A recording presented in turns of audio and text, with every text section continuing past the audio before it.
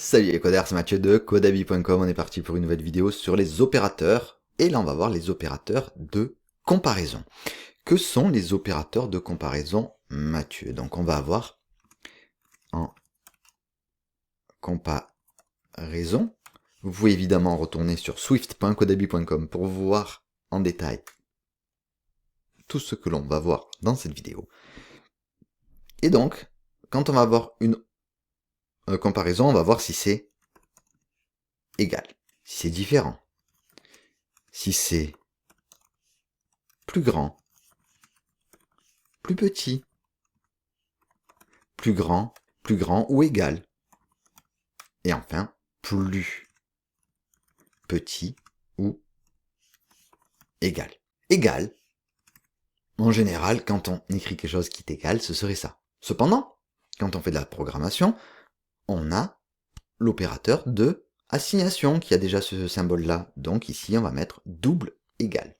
Différent, point d'exclamation, égal. Plus grand, le chevron dans un sens.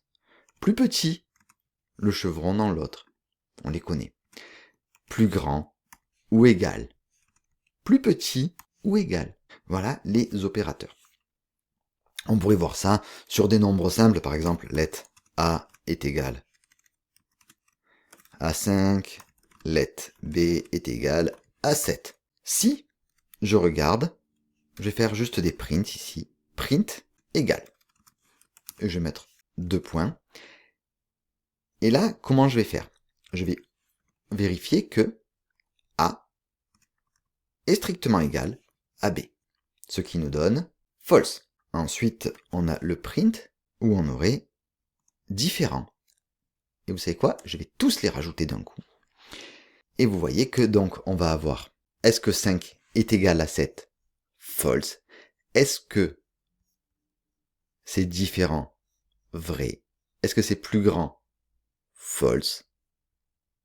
Parce que 5 est plus petit que 7. Est-ce que c'est plus petit? Vrai. Est-ce que c'est plus grand ou égal? Non, parce que 5 n'est toujours pas plus grand ou égal à 7. Et est-ce que c'est plus petit ou égal? C'est plus petit et c'est pas égal. Si j'avais mis 7 et 7, alors là, on aurait eu true, false, false, false, true, true. Parce que on est égal, on n'est pas différent, on n'est pas strictement plus grand, on n'est pas strictement plus petit, mais on est plus grand ou égal, ou on est plus petit ou égal. Si j'avais mis ici 17, il aurait été pas égal, il aurait été différent, il aurait été strictement plus grand, il n'aurait pas été plus petit, il aurait été strictement plus grand ou égal, et il n'aurait pas été plus petit ou égal. Facile, simple à comprendre, c'est vraiment des éléments que l'on va avoir. Et vous avez remarqué que, à chaque fois, cette comparaison, qu'est-ce qu'elle fait? Elle nous renvoie un booléen. Ça va être utile pour quoi? Ça va être utile quand on va, nous, avoir besoin de conditions logiques, quand on va utiliser les conditions. Par exemple, les if, les else, les while. On peut avoir aussi des boucles for, aussi, si on veut utiliser les boucles. Et comme ça, on va pouvoir se servir au mieux de nos comparaisons. On aurait pu aussi, si on veut faire sur des strings, là on va utiliser uniquement le égal et le différent, c'est-à-dire que j'ai let fruit A, ce sera égal à une banane, et let fruit B sera égal à une pomme. Et là, je peux faire un print de fruit A est strictement égal à fruit B. À votre avis, on est sur du false, parce que la pomme et la banane ne sont pas pareilles. Si j'avais mis banane, c'est vrai, banane et banane sont pareilles. Par contre, banane minuscule et banane majuscule, on est sensible à la casse, ce n'est pas pareil. Donc on aurait pu voir ici si on est différent.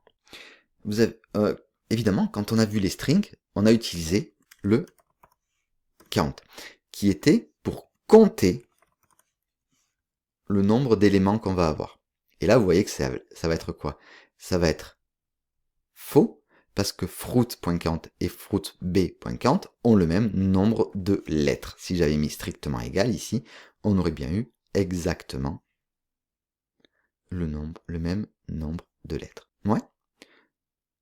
voilà comment on va se servir des opérateurs de comparaison. On va s'arrêter là donc pour cette vidéo. Dans la prochaine vidéo, on va voir les opérateurs de logique.